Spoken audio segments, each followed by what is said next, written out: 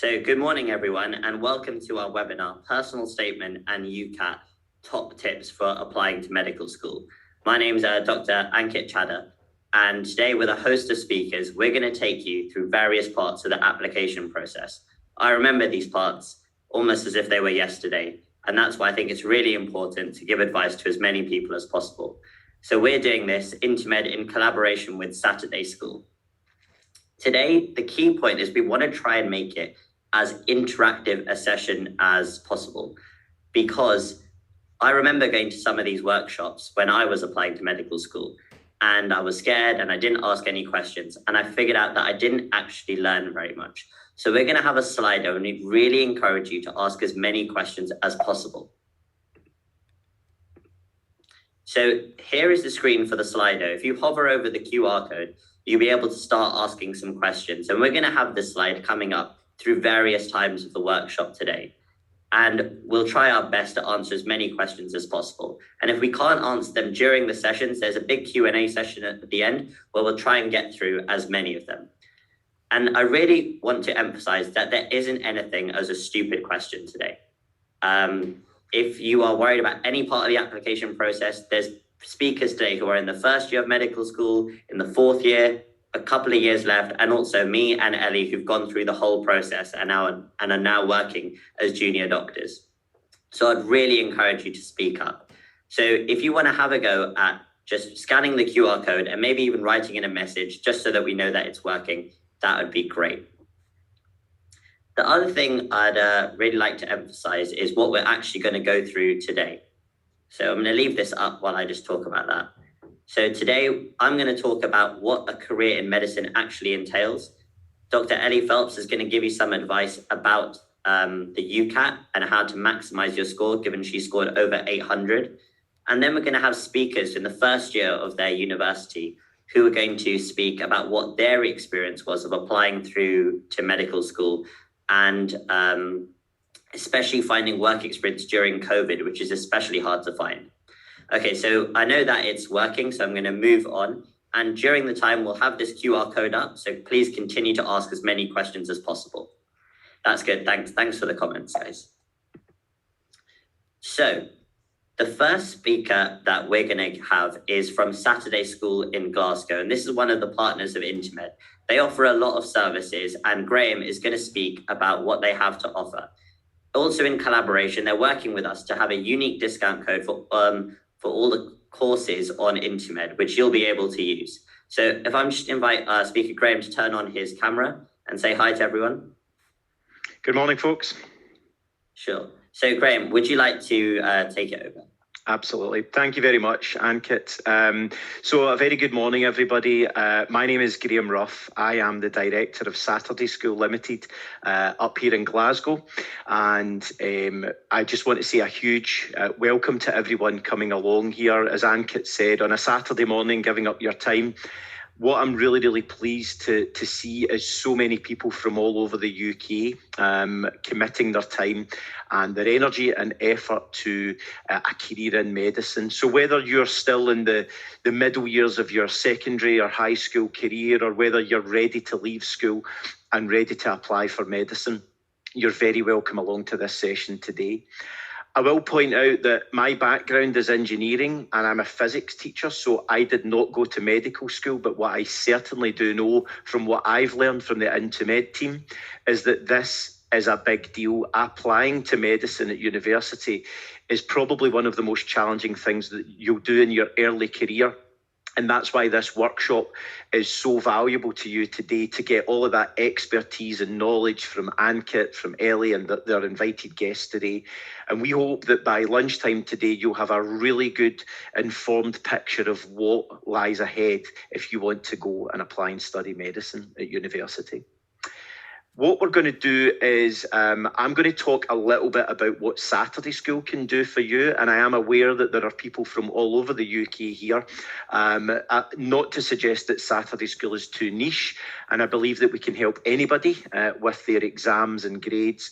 But I'll go through that and just sort of say about the offers and the discounts that we have working in partnership with Intermed.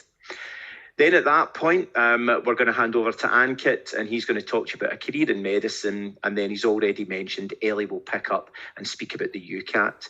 And then you've got invited guests who are going to give you some enhanced information around work experience, especially during the difficult times of COVID, and then the focused personal statement session.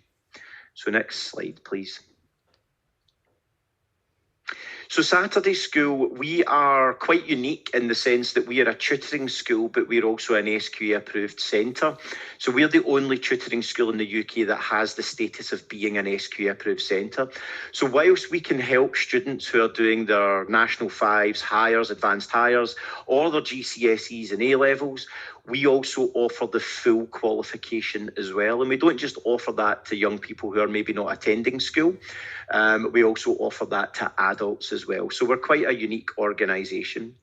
The building that you can see, that's us. That's where we are based. That is the Saunders Centre, which is in the West End of Glasgow, not too far from Glasgow University, in fact, where I would suggest and hope that some of you guys end up when you go to study medicine. We offer a range of offers for people like yourself, such as weekly lessons and grade booster days. And what we do is we take the high school curriculum, we chop it up, and we look at the most difficult parts of the courses from within chemistry, physics, biology, maths, English, and so on. And we basically reteach it to young people who come to us on a Saturday morning. We're all full-time qualified teachers as well. So as an SQA approved centre, that's mandatory. So I manage a team of about 20 teachers. And as I said, we are all full-time, fully qualified teachers who work in schools Monday to Friday across the country. We also offer grade booster days, and those come closer to your exams. So typically in the springtime, approaching the summer, grade booster days are intensive crash course revision sessions where you can come along and get really thoroughly prepared for the exams. And of course, looking at going into medicine, the entry requirements for medicine are as high as they possibly could be. So we want to make sure that people are absolutely polished and they've perfected their knowledge and skills in each subject to make sure that they meet the entry requirements to get into university, because we all know just how competitive that is. Next slide, please. So we have partnered with Intimed, and it's a partnership that we're very proud of. And I think it's two organisations who are very forward thinking about supporting young people. And that's why we are offering today's session, which is of course free. So again, 2 hours of incredibly informative detail for you to take away into your application to university, and that's all completely free. But there's more as well. If you think you might want to take up some of the offers of Saturday School, so whether it's our grade booster days, our weekly lessons, prelim revision courses, then you automatically qualify for a 10% discount on any Saturday School or Intimed offer. And there's lots of subsequent offers from Intimed as well, which you'll learn about later on.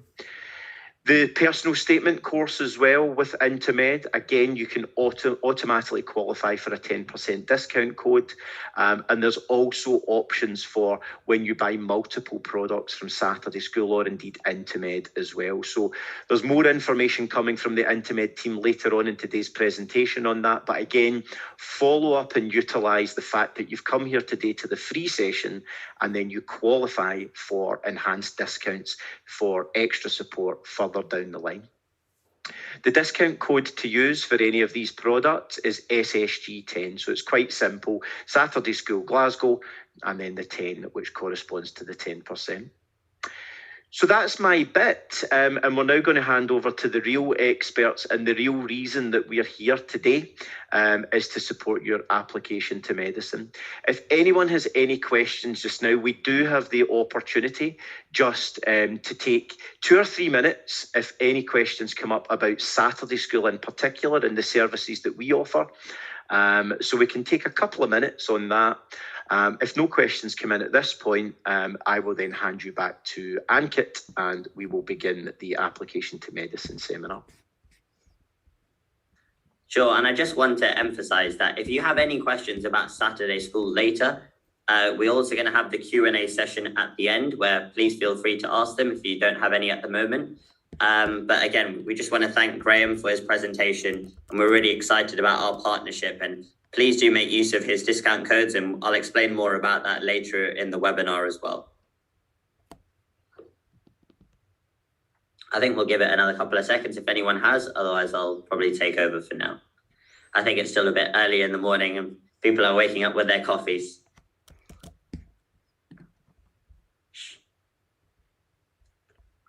So Graham, we've had our first question come in, which is, have anything based in London? Thank you for that question. We're not based physically in London, but we do have a lot of offers that are online. So in November, we're running revision sessions for maths. And again, they are badged as National 5 and Higher Maths, which is the Scottish qualifications. But I'm sure you guys all know maths is maths. So you can have a look at the curriculum. And if that's something that interests you, then our online support classes are, of course, accessible to people anywhere in the UK, anywhere in the world. So online, yes. Face-to-face, I'm afraid not. Okay, cool. I'll probably take over from there. And if you have any questions about Saturday school later, again, please don't hesitate to ask. So now we're really on to the meat of the webinar about the medical content, which I'm sure all of you guys came here to see. And the thing I really want to emphasize is that when I was applying to medical school now 7 years ago, I realized I didn't have much of an idea what a career in medicine actually entailed. I thought I did some some research about what I'd learned in the first couple of years of university. But then what you're coming out to in the other end was this complete unknown to me. And it's only now, since I've started working in the past month, do I actually understand what a career, especially as a junior doctor, will look like. And I think it's incredibly important to know this before you apply, because maybe it might not meet your expectations when you get there. You have to remember that medicine is a 6-year course. A lot of your friends will leave uni after 3 years and they'll start earning. And if you're making a decision to almost sacrifice those 3 years to then become a doctor later, but if then the career isn't something that you expected, that disappoints you, you're going to be in a very bad place. And a lot of people do actually drop out of medicine. But I don't want to be just negative about this. On the other hand, we're going to have a lot of students who may be considering whether becoming a doctor is actually for them. And they might have these preconceptions about maybe what they've read or seen in the news. And on the other hand, medicine is a fantastic career and you might not know all the benefits that go with it. So in this part of the web, I really wanted to narrow down on what being a doctor actually entails. So the first thing I'd say is when you look at the NHS in the news, I know some of these headlines might be a bit out of date now, but most of them are negative. The public satisfaction with the NHS has gone down every year from 70% in 2010 to 53%. It's quite a decrease. We hear about the NHS having to cancel so many operations. There's about 5 million people on the working list. Every winter, we have the same headlines that the winter crisis is going to cripple the NHS. And so when you're applying and reading this, you really have to ask yourself, why would I want to go in this career? Why would anyone want to go in this? But on the other hand, you need to look, medicine is one of the most oversubscribed courses. You know how difficult it is to get in. Not only do you have to get amazing grades, you also have to do well on the UCAT and the BMAT and the interview. So clearly there is a demand for this. And that must mean that something is right about this profession. And what you need to try and find is what is your primary reason to do medicine? Because that is going to get you through all these difficulties. When you're on a night shift and patients are being really difficult and complaining about you, what is the reason that's going to make you come in the next day? So the first thing that I'd like to explain is what actually the doctor's career path is in the UK for training. Because when I was applying, I didn't know. I knew it was about 4 to 6 years at medical school. But then after that, what actually happens? And the reason this is important to know, because if you were going through any other job, I'm sure you'd research, when am I likely to get promoted? How much am I going to earn every year? But for some reason, when applying to medicine, people don't really do that. So they come out and then they realize that there's this much longer training pathway after that. And for some people, that works really well. For others, they get a bit disappointed. They're like, it's going to be at least maybe 35, 40 till I'm a consultant. So I thought I'd break it down for you. When you apply to medical school, most courses are 5 years. However, a lot are becoming sixth years, and that gives you the opportunity to do an intercalated degree. So I went to Cambridge, and in my third year, I also did a psychology degree. There are some shorter courses for 4 years, but that's mainly for graduate medicine. So for example, if you already have a degree, like in biomedical sciences, then you can go and do a 4-year course. After that, all doctors have to do foundation training for 2 years. But the reason I put a red line in is because it's important to know that from this point onwards, you will be getting paid. So both Ellie and I are now F1s working in London, and we are getting salary. So we got our first paycheck last month, which was quite nice. And in this time, you'll rotate every 3 to 4 months, and you get to try about 6 different specialities. So I'm currently on general surgery, and then I'll be trying psych, and then I'll be trying renal. Ellie's currently on A&E medicine, which is quite difficult, but then she'll be moving to surgery. And the whole point of this is you move around sometimes different hospitals, different specialities, and you get to try everything. After the 2 years, that's when you then choose what type of doctor you want to be.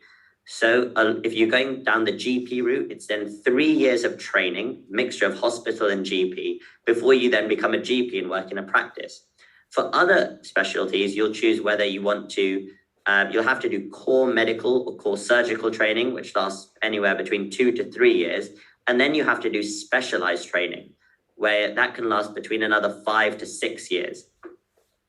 For example, if you want to become a surgeon, the route is 6 years of medical school, 2 years of foundation training, 2 years of core surgical training, and then anywhere between 6 to 7 years of specialized surgical training. And then you'll become a consultant.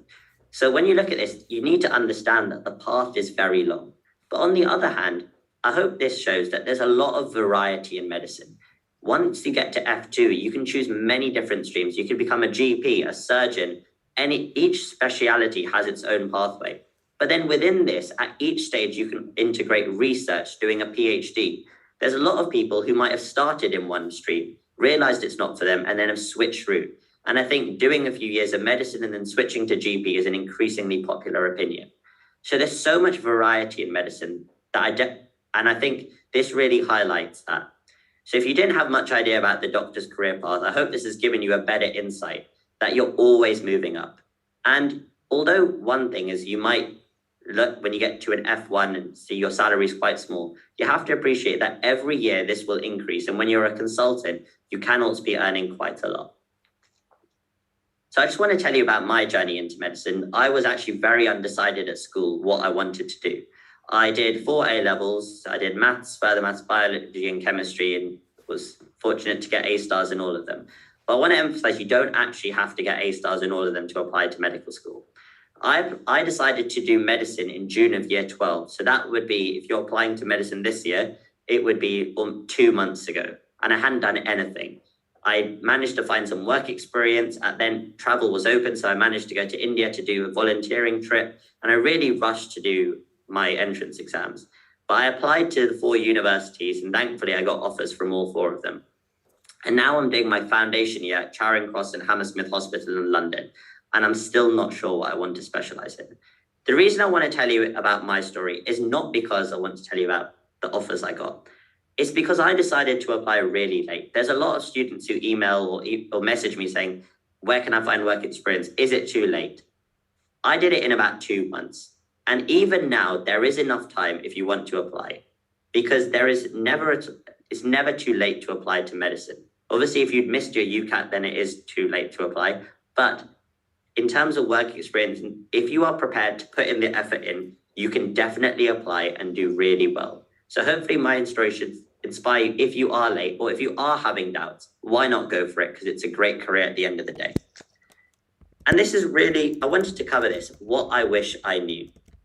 The first thing is the reality about the NHS. We go back to my first slide. There are a lot of those newspaper headlines, all negative. But when you get in and you're working as a doctor, you're not faced with that. It's actually a very good team spirit. We had team socials and all about that. But also, you have to understand that the NHS is still, and being a doctor is one of the most respected careers out there. There is no other career I know where people will clap for you on a Thursday. And I think it's worth mentioning COVID here as well. Given what's happened over the past 2 years, people are so much more grateful for the care that you're giving them. And that's really something that I find really rewarding. The next thing is, if you are academic like me, there are huge opportunities for research. I'm doing something called the Academic Foundation Program, where one of my rotations is dedicated to research. And there's opportunities to do PhDs, or if you're interested in teaching. So I enjoy that academic side of medicine, and that's something that you can too. I think the next point is probably the most important.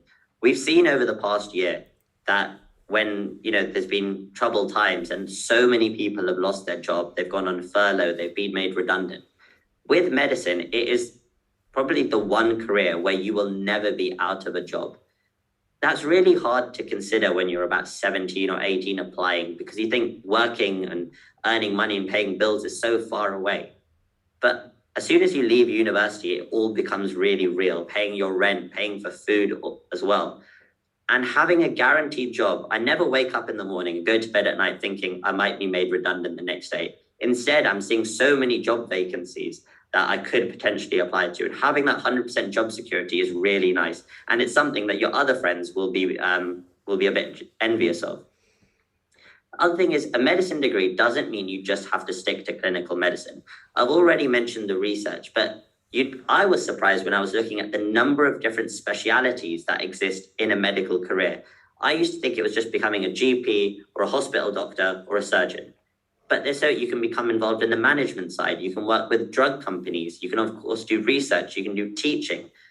So it's worth broadening your mind. And if you don't find clinical medicine the most interesting bit, that's still, you have to do a bit, of course, but that won't limit you in the medicine career. And the final one, as this graphic shows, it doesn't limit you. It actually opens many doors.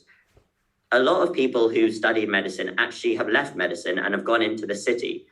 And I was wondering why this was. But on both sides, first of all, with these companies, they're looking for people who are talented and can work hard. As a doctor, they know that you're going to be very organized. You have the rare skill of being really brainy and having the ability to talk to people.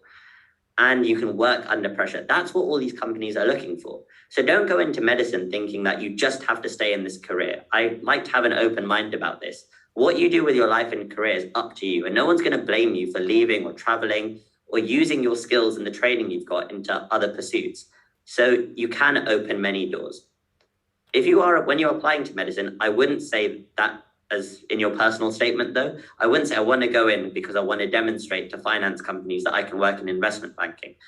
That will probably get you rejected. But in the back of your mind, knowing that you're never going to be limited and have so many different doors to open, I think you're coming from a big position of strength. So I'd just like to say thank you. And if you have any questions, I can see a lot are filtering in at the moment anyway. But I think the key parts of what I wanted to say is, you're going to read a lot of different stuff about the NHS and medicine and what a career entails. And you'll never really know what it entails till you start working in it. And the reality in 5 years' time, it might be a lot different to where it is now. But don't believe everything you hear. Coming from someone who's worked there and currently a junior doctor, I know that there's a lot of positives and a lot of negatives. But also, in terms of those few positives, that it opens a lot of doors, 100% job security and options to do a lot of different things. I think that's unparalleled in the career. And that's why I felt that medicine is the career choice for me. So we've come on to the questions. I'm going to start addressing a few of these. So if I haven't done UCAT BMAT as a year 12, am I too late? So I think there is still enough time to do the UCAT. And the BMAT is done in November, so you do have enough time. Is it necessary to get... So there will be a few questions about the UCAT. I'm just going to pass that on to Ellie, who's doing the next session on the UCAT. I think if you have any ideas about medicine as a career in general, then start writing them in. Specific ones about the UCAT, if you just hold off, and Ellie will try and address them. I also want to just quickly say, I should have said it at the beginning, that a few people did email in before asking if we'll provide a certificate of attendance and stuff. It's quite hard to monitor who has attended. So what we're saying is that we'll send out a certificate of attendance. Ellie is going to post our Instagram handle. If you follow us on Instagram and like our most recent post, which is about this webinar, and you can comment your name or your email, the start of your email address that you used to sign up, then we'll know that you've definitely attended and we'll be able to send you a certificate. Otherwise, we'll just be sending like 200-300 certificates if you haven't attended. So Ellie will post our Instagram handle, and if you just follow it, like the post, and put in your username, the start bit, then we'll be able to send you that certificate of attendance. Okay, so what happens if after you still don't know what special? So that's fine. A lot of foundation year doctors don't actually know what they want to do. And something that's becoming even more popular is the idea of taking an F3, third foundation year. A lot of people here do some locuming work for about 3 to 4 months. They save up money and then they go and they travel abroad, or they might just try different specialities. No one's going to force you to enter a speciality. It's not like the line is moving and you have to get in. You, at any point, you can take time out and you can take time to decide what you actually want to do. Okay, the next one is burnout in medicine fairly common? If so, how did you deal with it?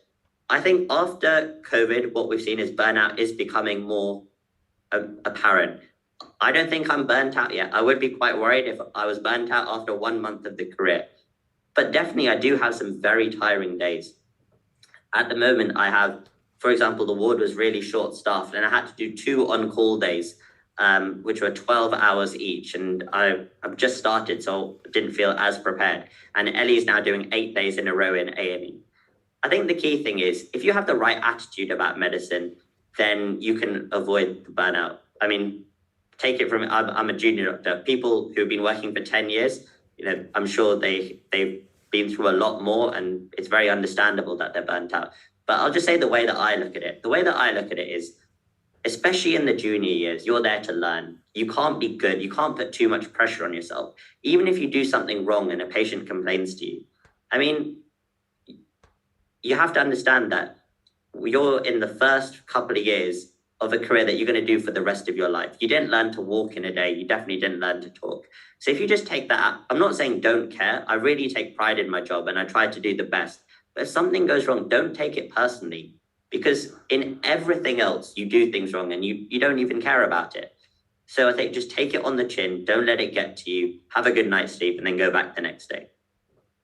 What was the application process to Cambridge and what made you stand out? The application process to Cambridge is the same as to basically any other medical school. You have to do a personal statement. You had to do instead of the UCAT, you did the BMAT, and you had to interview. In terms of what making me stand out, I think some of the things that I did in my preparation, especially in my personal statement, were very different to other people. For example, and I'll talk about this in the personal statement session, because a lot of people think they don't look at your personal statement. And in fact, one of my Cambridge interviews was dedicated purely to that. So I did an EPQ, but I didn't even do it in science. I tried to do something else. I did it in chess, and I wanted to see if there is a link between chess ability and intelligence.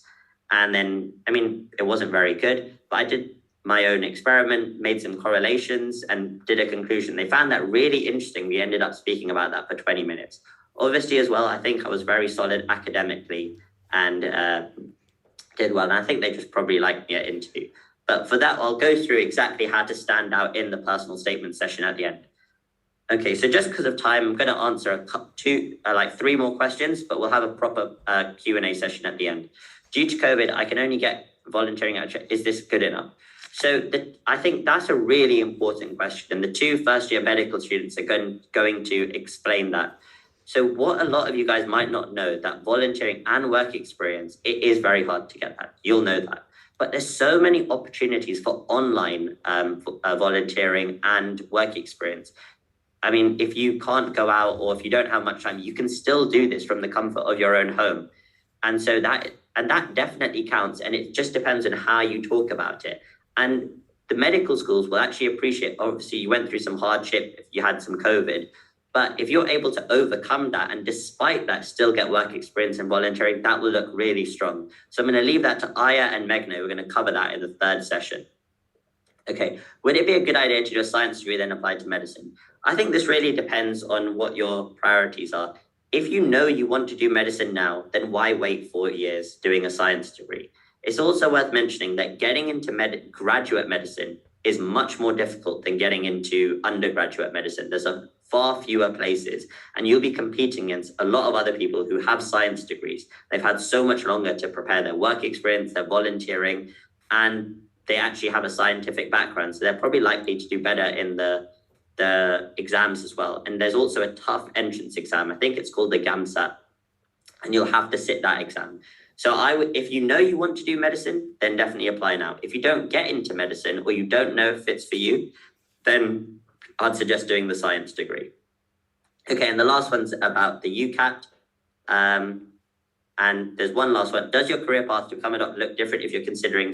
No. So even if you're considering specializing in pediatrics, you still have to go through the 4 years of medical school. You still have to do foundation training years 1 and 2. And in fact, this is something I will cover in the personal statement session. I wouldn't go into medicine saying that you want to do pediatrics. You can always say that you're interested in pediatrics, but at your stage, you basically have no idea of what a career in pediatrics actually entails. If you tell me you've worked for a month in a pediatrics ward, fair enough.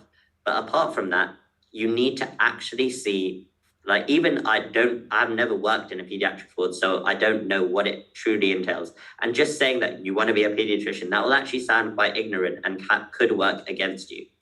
So I'd say just keep it simple for now. Have interest, read books, but don't definitively say this is the one for me. Okay, so thanks everyone for the starter session. I hope you found that useful and just a good insight, and hopefully we can build it up from here. I'm really liking the interaction. Keep sending in questions. I'm now going to pass over to Ellie, who is going to talk about the UCAT. So Ellie, do you want to take over? So, hi everyone. My name is Ellie, or, well, Dr. Phelps as of a couple of months ago. And I'm currently a junior doctor in London, as Ankit said. I'm currently in the A&E department, which has been fast-paced and new experience for me. But what I wanted to do today is go through some advice for the UCAT. So this is the University Clinical Aptitude Test, which most universities use as part of their admissions process for medical school. There's only about 8 universities that use the BMAT instead, which is a different type of admissions test. And that's universities like Oxbridge and some of the London universities and Brighton, etc. A little bit of background about me first. So I grew up in Edinburgh, and so I reached out to Graham, and I'm interested in helping people, particularly in Scotland, as well as everywhere else, and getting into university. And then I applied for Cambridge and was successful in my application, intercalated in neuroscience, and then graduated a couple of months ago, as I said, and now working in London. So I took the UCAT back in 2015, and I was very scared before taking the UCAT because a lot of pressure is on it. And I remember being in neuro shoes not too long ago, and it does feel like a big exam at the time. But what I want to reassure you of is that it is revisable. People say that you can't revise for it, and that's not true. When I started doing it, I found it really hard.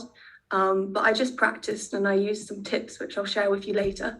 And by the end, I was averaging around 800 in my test, which helped me when I was applying.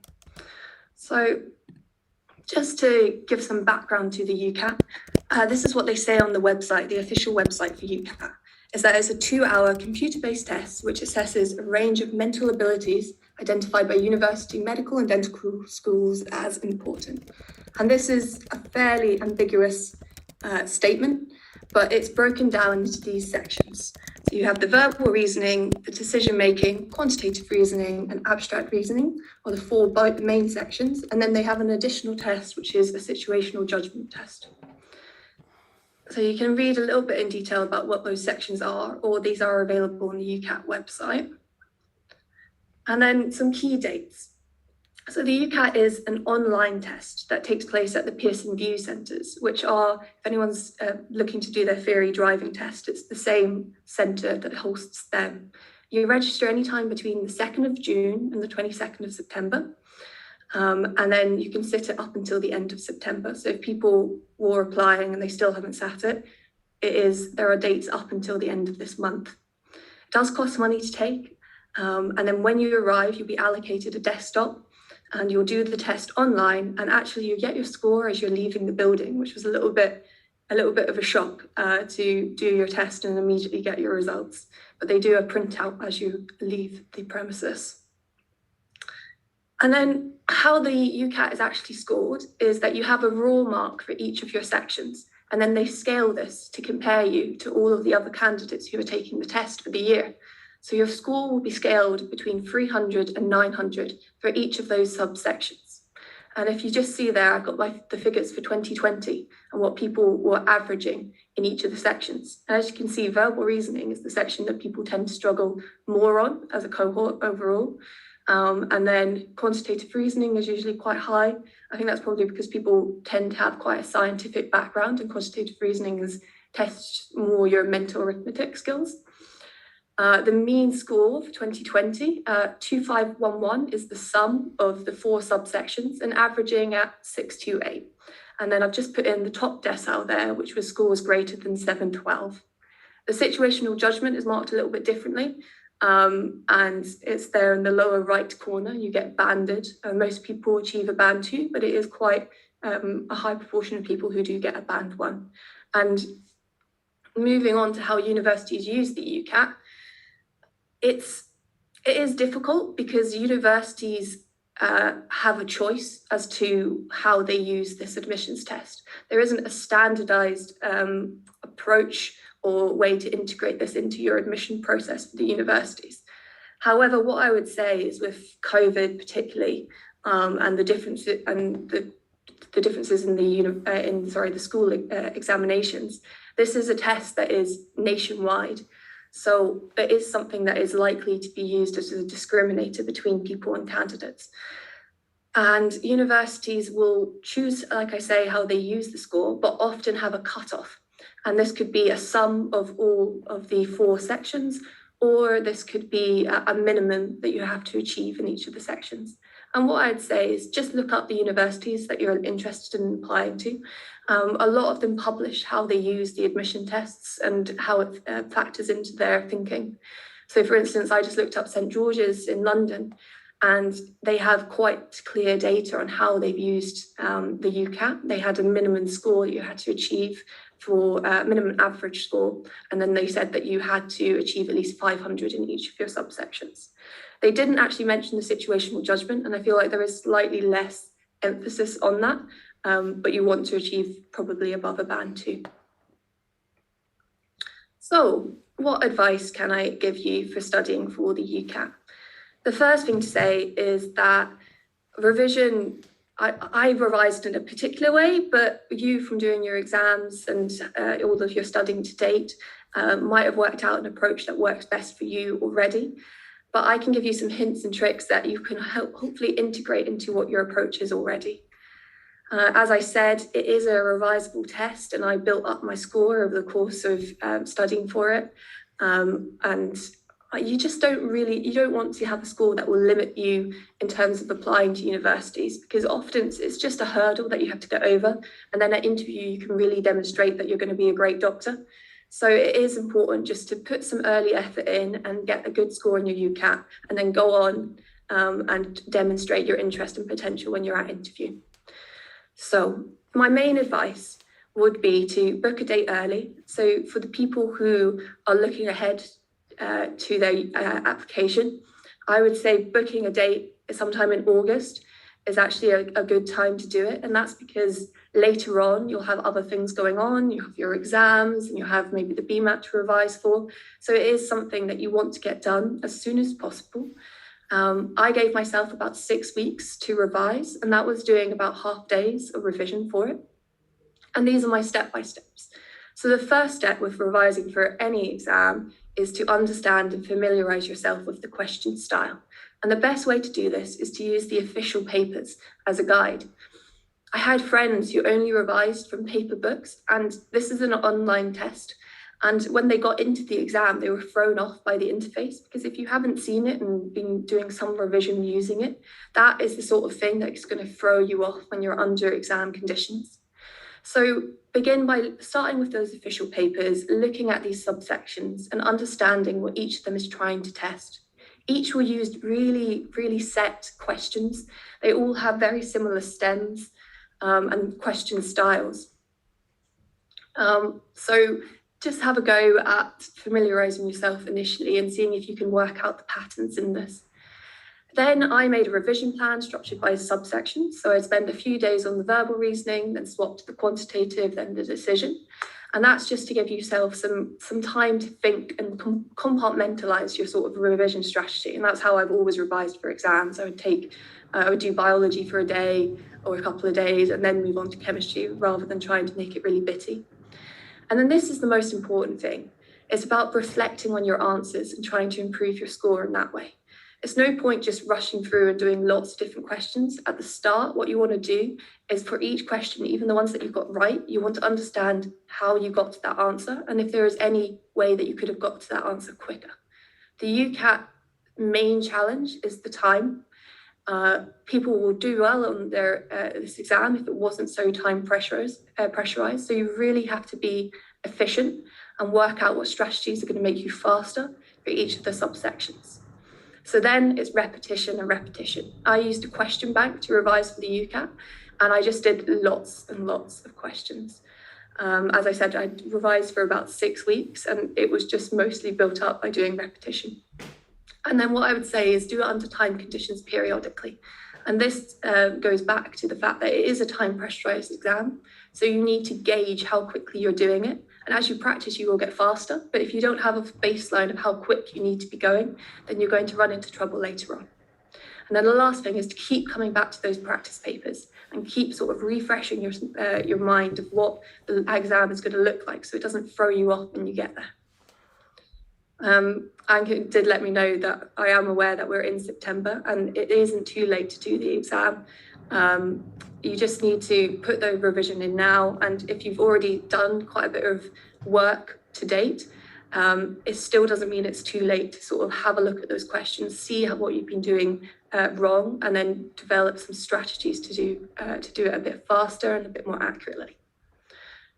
So I just wanted to actually take that generic advice and give you some more specific advice for one of the sections. This might be a little bit premature for some people, or it's people who've been doing this for the moment and this will be a good refresher. But it's just in order to have an idea of how I structured my time and how I put that generic advice into practice. So I'm going to go over the verbal reasoning section because that is a section that people really struggle with and do find really difficult. It was the lowest average score of all the sections. So starting with that first step of understanding and familiarising yourself with what you're going to face.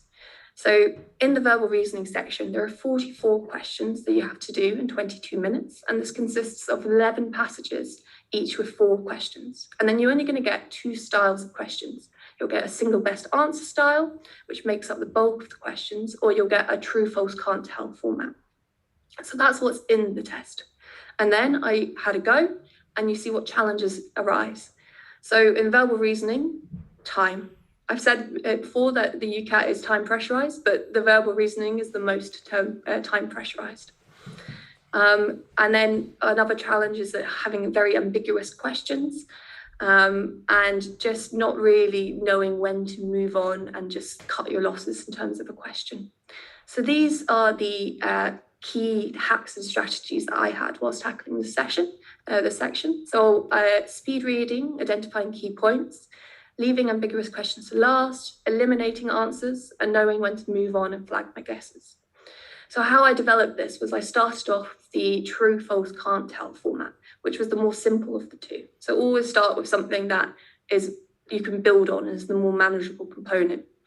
So in these questions, they give you a stem, they give you a sentence, and then you have to evaluate that sentence while looking at the passage to determine if it is true, false, or you can't tell from the passage what the answer is. And how I would go about this is I would identify a key word in that statement that I'm trying to evaluate, and then use that word to cross-reference it with the passage. And you want words that are specific enough that that you can identify where in the passage the statement is referring to, but also you want it to be sensitive that you're not missing the statement with the word that you've chosen. And then what I would recommend here is you choose a couple of words. So you're not looking for just a single one, you're looking for the coexistence of both words in the passage together. And that will really help. And then read around that statement in the passage to make sure that the context doesn't contradict what you're trying to evaluate. So that's the beginning step. And then I would leave the ambiguous questions to last, because some questions will ask you to make a general inference from the passage. And you really can't tell if you haven't read the passage what this is going to be. But if you read and skimmed the passage for several other statements, you're going to have a general gist of what the passage is about without having read every single word and being bogged down by time. So that's why I'd leave the ambiguous questions to last when I'd had more of an idea of what the answer could be. And then I moved on to the single best answers, which are where there is a statement at the start being like, which of these statements is false? And then you have 4 mini statements. So this is effectively 4 true, false, can't tell answers in one question. So initially, this is really time demanding. However, if you've developed and built up from that first format, you'll have had more confidence in your ability to pick a key word that is going to tell you if the statement is in the passage. So by the time you're working on these questions, you should have the confidence to just eliminate answers if you can't find any reference in the passage from the quick skim read. So you should be able to eliminate answers, and obviously if you've eliminated 3, the answer is the 4th. And then the last thing was knowing when to move on. This test is not negatively marked, so you should always put an answer. And then you should flag it. So there's a review system in the UCAT in that you flag your answers, and then at the end of a section, you can see all the answers that you flagged. And again, this is a skill in terms of you don't want to be confronted at the end of the test by all of the answers that you have, and you've flagged every single question because you weren't too sure about every single question. You have to be disciplined in yourself as to what really you could come back to and change your answer and have an effect on your score. So that was quite in-depth and detailed. I think we've had feedback in the past that people do want some practical advice as to how to improve their score. So it's why I'm going into detail, but please don't be overwhelmed if you're sitting there only just thinking about your UCAT. It's just to say that there are ways to improve your score, and it is a really revisable exam. So here are the last points. It is an important test, and I know that it generates a lot of fear, but please don't be worried. If you do your practice, you'll feel much more confident and you can do well in it, and it's not going to be an obstacle for medical school. Familiarity with the test and practicing are key. Work on your time management. Set an early date if you can, but if you haven't, that's all right. You still have time to revise. Make a plan that works for you in the way that you like to revise, but I recommend dedicating some time every day just so it's always in your mind. And this last point is just about dealing with stress. Don't burn out. This is a really tough time for you. It feels like everything is sort of culminating in this application, especially if you thought about medicine for quite a while and really want to do it. But it's important, once you've made a plan, just follow it. And also adapt. I change my plan all the time, and that's also all right. But have days off, and then this little bit, relax before the exam. I always don't do revision like from midday the day before an exam, and I just make sure that I've got everything in order to turn up to the exam without any delays, and make sure that there aren't practical things that are hindering me. So those are my main tips, but it'll be all right, everyone, and you'll all do great. But if you have any questions, then I'll put the Slido up, and we can also answer some more questions at the end if I don't get around to answering everyone's questions. Yeah, just pop them up on the Slido now. I'll just give people a little bit of time if there are any questions coming through.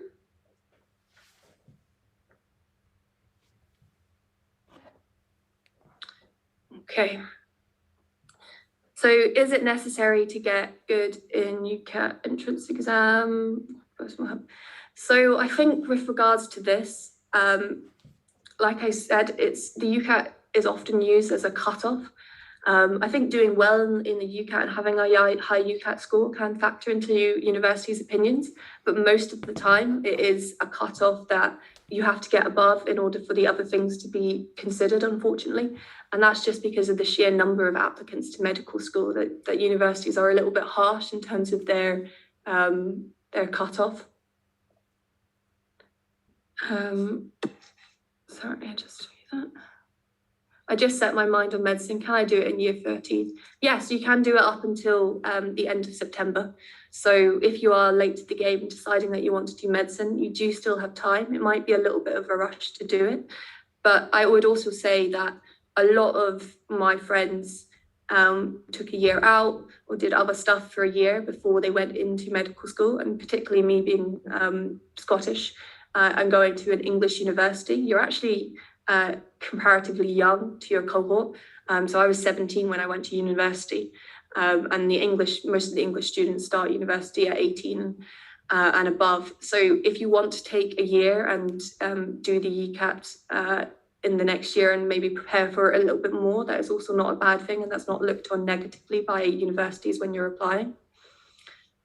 Are you able to resit the exam if you don't need the marks that you need? So you are not allowed to resit the exam in the application year. So you would have to wait until next year in order to do the exam. And again, I had a friend who didn't score very highly in the UCAT, but she spent a year at university doing something else, and then decided that she still wanted to do medicine, and she reapplied, studied again, and really practiced for the UCAT and got a higher score and got in.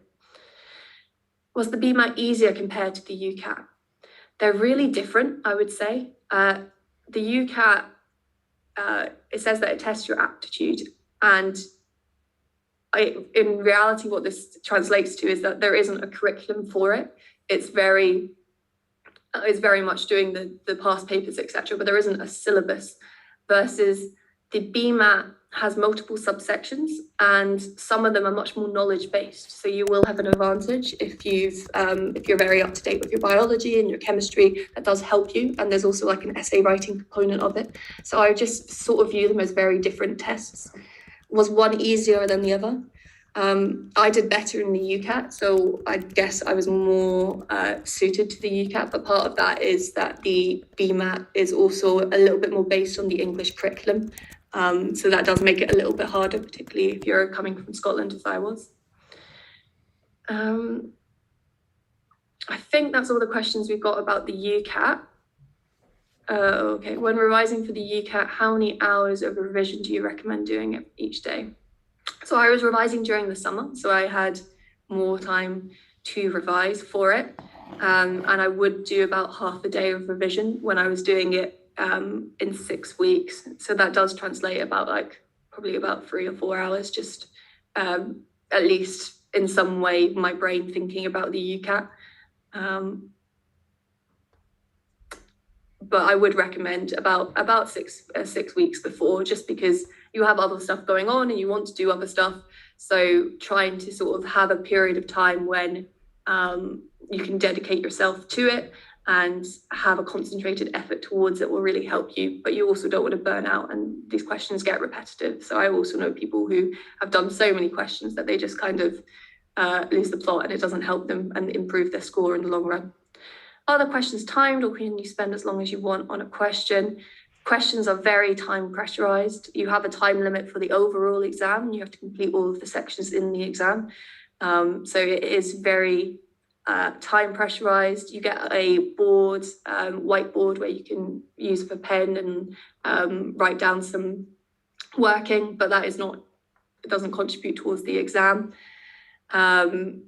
And I would say on that, you don't, particularly for the maths section, you don't have a calculator in the, like a physical calculator in the exam. You have to use sort of a pop-up online calculator, which is really tiresome and takes ages to do anything on. So a lot of that part of this exam was if you could familiarize yourself with like really quick, easy mental arithmetic and not have to use the calculator, that was really helpful. And I'm not saying for like hard things, because I am actually, like, mental arithmetic is not my strength, but there are predictable sort of percentages, etc.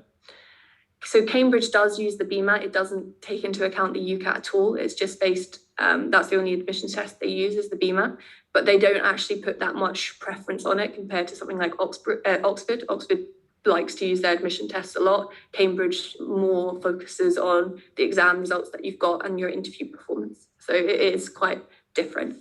All right, I think I have answers lots of questions. And if anyone has any more questions about the UCAT or about me, my journey, or any advice that I can give, then I will be happy to answer at the end. But I think we're going to move on to our next speaker for the moment, which is Meghna, who is going to talk a little bit about gathering work experience and the challenges of doing so in the COVID era. So thank you very much, Meghna. I'm just going to stop my camera and then off you go. Okay, perfect. Don't know if I'm on the screen now.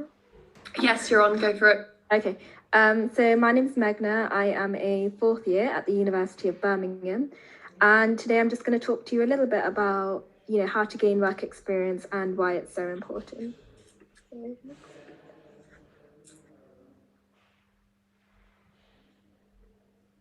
I think we've got a bit of a delay, but obviously work experience is so important in making sure that you want to become a doctor. And you need to actually have an understanding of what being a doctor entails.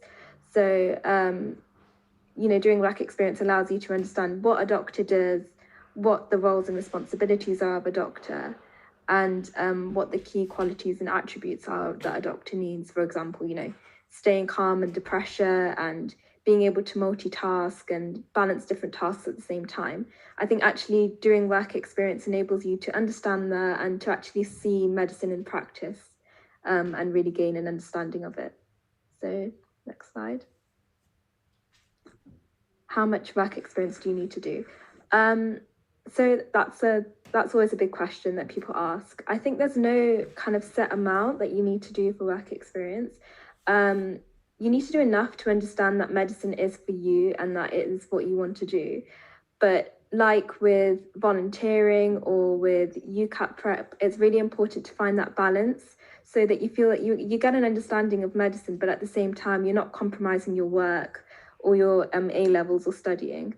So yeah, it's really about finding that fine line and that fine balance and feeling that you've got enough, but you haven't, compromised other areas of your application. So there are different settings that we would advise doing work experience in. So next slide.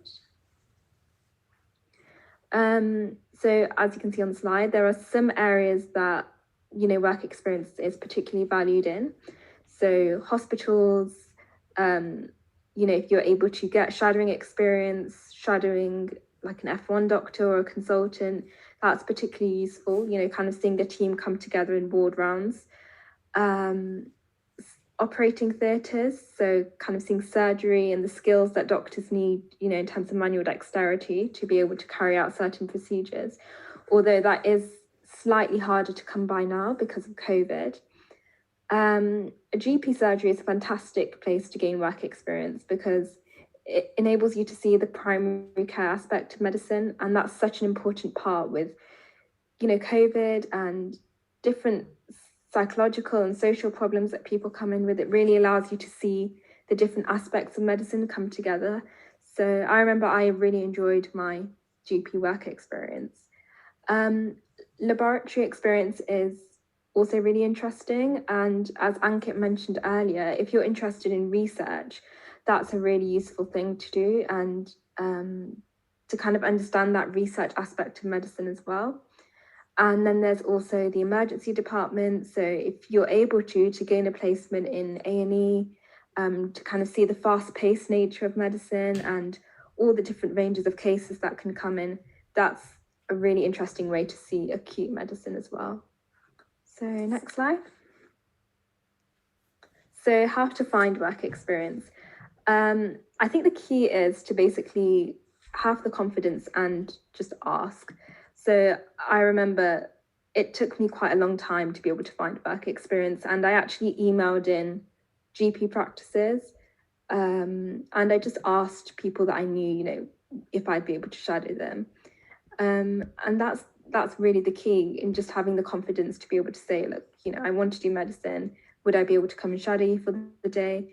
And also think about, using a bargaining chip. So if you're shadowing a doctor, what can you offer in return? Or if you're doing work experience at a GP practice, is there anything you could do to help? So if you could help at the reception desk or with filing and stuff like that, that's a really useful thing to offer. Also, yeah, like I mentioned, to phone hospitals, to email doctors, but also be prepared for all outcomes, because it may be that, you know, doctors are busy, especially with the recent pandemic, or, you know, the opportunities may be limited. So it may be that they say no, and that's okay. It's just about taking whatever opportunities you have and just making the most of them, really. So how do you do this during the pandemic? So next slide. Obviously, this is slightly less relevant now, but it is still particularly important because a lot of hospitals are limiting like work experience. And if you've got ways that you can show that you still gained experience, that's really important. So the Medical Schools Council have got different platforms which launch work experience. So if you're able to send your CV to them, that would be really beneficial. And there are also like different organizations which have experiences gauged for you guys as well. So for example, Spring Pod is a platform that organizes work experience online. Danny's Journey is particularly interesting because it shows the actual care path of a young boy after he has an injury, and then he kind of goes through the whole system within the NHS. So that's particularly useful. There's also other programs like Inside Sherpa, which has got a work experience program to stimulate the experience of being a doctor. And the Royal College of GPs has got something called Observe GP. So if you're not able to gain experience in a GP practice, that's probably really useful to actually see like how a GP works in real life. And then there's also the NHS app, which is an interactive way to outline a patient's journey through primary care and through hospitals, and kind of guide you on the journey of what work experience would be like. So next slide. So whilst it's also really important to do the work experience, it's equally important to be able to reflect on your work experience. And that's really what they want to see in interviews and in your personal statement, that you've actually gained something from the experience and that you're able to talk about it and, you know, talk about the challenges you've faced and the qualities you've developed. So for example, for me, I recorded my work experience using something very similar to this table, which we'd really recommend using. So for me personally, I did my work experience at Leicester Royal Infirmary. I shadowed like a gastro doctor on ward rounds. So you really want to talk about what you saw and the qualities that you developed. So kind of seeing like the MDT team come together, seeing how calm the doctors were under pressure. And also the importance of communication between the doctors and the nurses and the rest of the MDT team. It's really important that everyone is linked in on patient care and that they're able to understand like the challenges that are involved and why it's important. Like this table says, it's important to follow patients in a full cycle of care. And to take that holistic approach and remember that, you know, like patients are humans and that each patient is different as well. So yeah, next slide. So the takeaway points. Work experience is very crucial in helping you understand what a doctor does, and like the rewarding aspects of medicine, but also the challenges that are involved. And don't be scared to ask. So whether that can be by email or phoning in, even writing a letter, like there are so many different ways that you can ask, and it's just really about going for it. And don't worry about how complicated the work experience is. I think you can gain the same amount by sitting in like a GP practice, not necessarily with a doctor, even in a reception setting, compared to like sitting with a doctor or going on a ward round. It's about what you gain from the experience. So don't worry if you don't, you know, manage to get an A&E placement, for example, or an operating theatre experience. It's about what you're able to reflect from the experience and talk about in your interview. And we definitely recommend using the table, so documenting what you've seen, what you've learned, what you can take away, and what you can apply yourself when you become a doctor. So good luck, and obviously keep your questions coming through on the chat.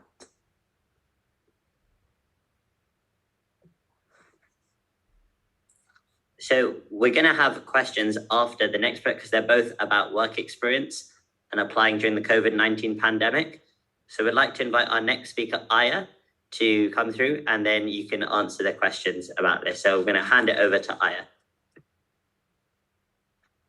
Hello, everybody. My name is Aya Hamad, and I'm a second-year medical student at the Holyoke Medical School. And I'm an international student originally from Egypt, but I live in the United Arab Emirates. And I came to the UK to study medicine. Next slide, please. Okay. Okay, so a little bit of background about myself. I kind of started considering medicine around year 11 and really only decided that I wanted to do medicine in the summer of year 12, which is around the same time Ankit had decided as well. So it's really never too late. And within that time in the summer of year 12 is when I did my UCAT and looked at schools. And to get where I got today, all I did was online and without actually being there in person. And that's why I feel like even though I didn't apply during the COVID-19 pandemic, there was a lot of similarities in the way that I applied that you would have experienced as well. Next slide, please. So when applying to medicine, obviously, we need to consider a lot of different factors. And some of those factors are going to be affected by applying during the COVID-19 pandemic more than others. So, for example, getting work experience, choosing your medical schools, maybe doing your interviews will be a little bit different to what maybe previous cohorts were used to. But at the end of the day, everyone will be in the same position. And so just learning how to adapt and work around it is going to be key for you to apply. Next slide, please. So I'm going to touch up on some of those factors that will be different for you when applying during the pandemic. And first of all, we have getting relevant work experience. I can imagine since the pandemic started, actually finding work experience is going to be very difficult, especially in healthcare settings, because of obviously the COVID patients. But there's 3 ways that you can actually explore to get the work experience that you need to apply to medicine without having to go to hospital. So having a reflective diary of what is happening in the news and online is going to be a really crucial part of your application process. Making use of online resources and volunteering online, or even in your local community if you're allowed to do so.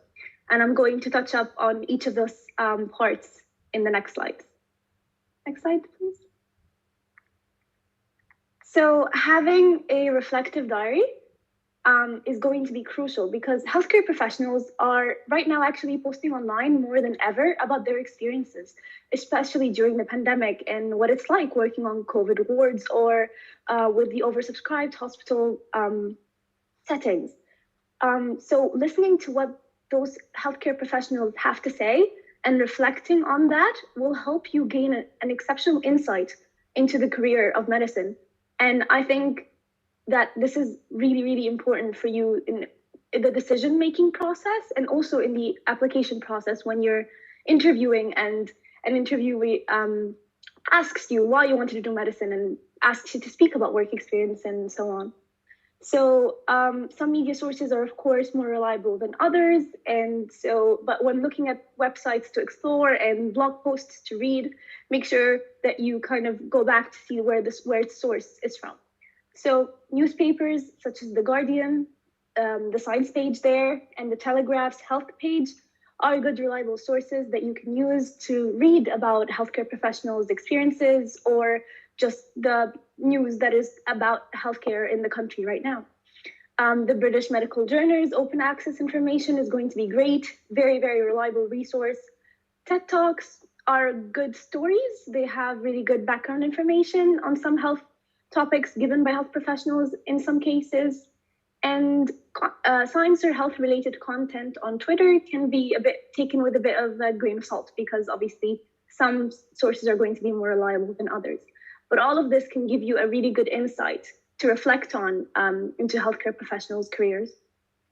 Next slide, please. So now some online resources that you can use include the Brighton and Sussex Medical School have provided the free virtual work experience course, which actually explores several medical specialties. And I think looking at the specialties as well as the general medical field will really help you kind of understand what it is like being a doctor or any healthcare professional, because it shows you the different parts of this really, really wide-ranging career. The Royal College of General Practitioners has an interactive platform that's called Observe GP, which highlights the many different aspects of working in primary care. The NHS Health Careers website provides insight into different careers and specialties within the healthcare sector. And all of these are amazing, very reliable resources from the source, the NHS, that will allow you to have a much better insight into the healthcare career and kind of know what you're walking into and if this is the right career for you. And as a result, if it is, you can talk about that and the reasons behind that because you've already read about it and reflected on it. So a few more resources that I found include the Virtual Medical Society, socially distanced shadowers, and web shadowing. And all three of these provide virtual volunteering and shadowing opportunities given by healthcare professionals in the UK. And it is amazing because these are the kinds of resources that international students like me would use before going in. And even though I personally didn't even have to do any work experience, because when I applied, all I had was volunteering experience from back home because of the different work regulations that we have in the country. And I was still accepted and I got into most of the medical schools that I applied to.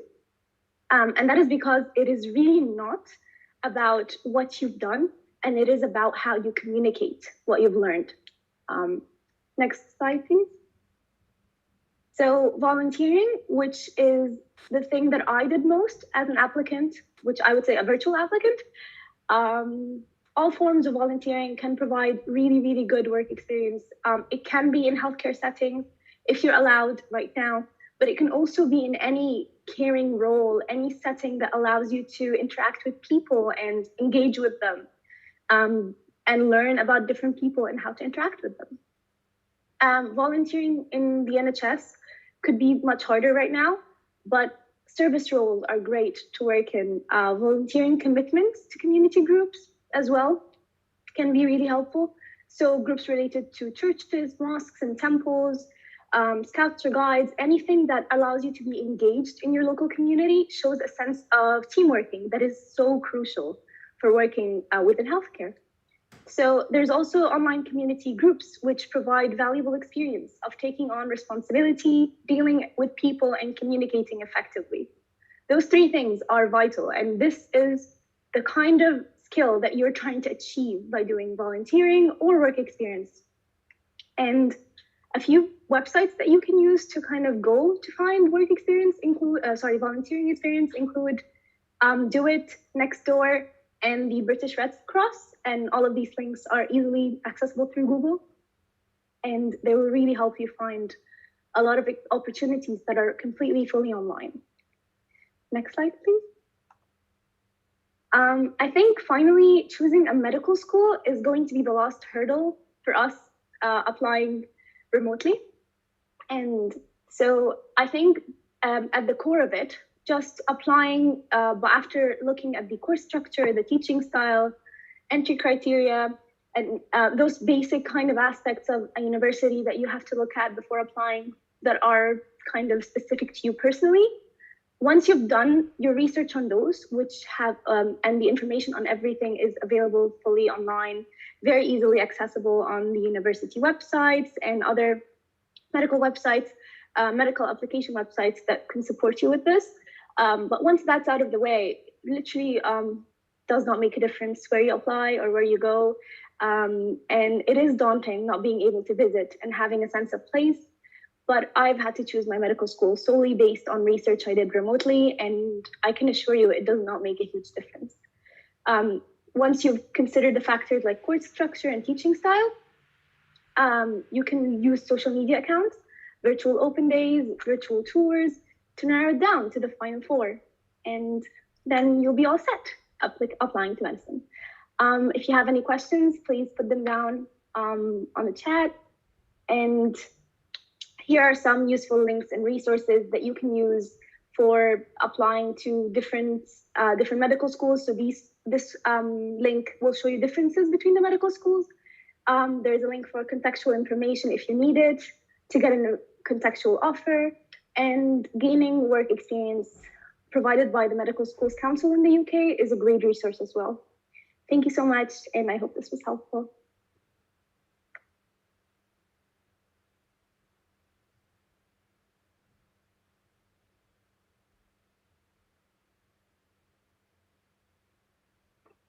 Okay, so we now have time for some questions, Aya. So we've put a few up there if you want to have a go at answering a few of these.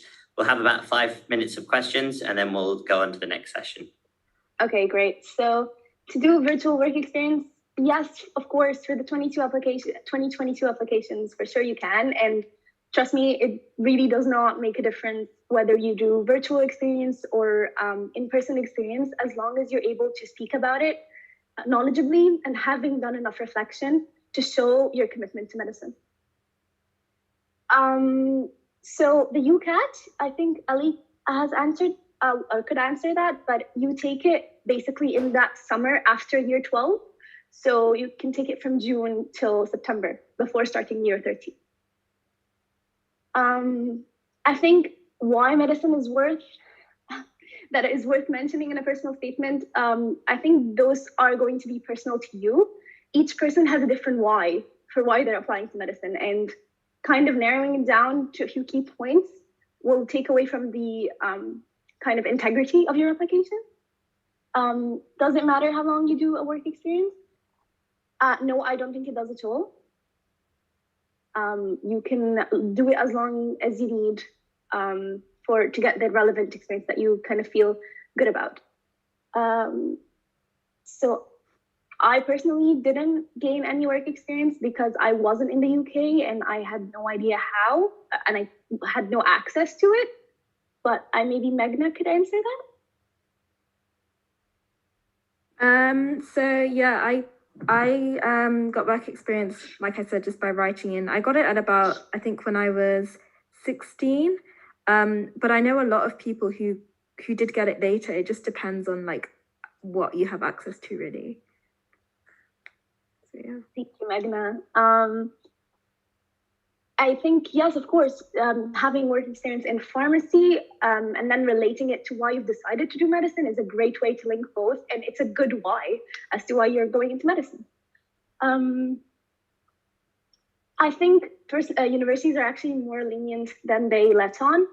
But again, it all comes down to how you speak about your experiences, whether that was work experience, volunteering, or even just general things you do on a day-to-day that inspire you to do medicine.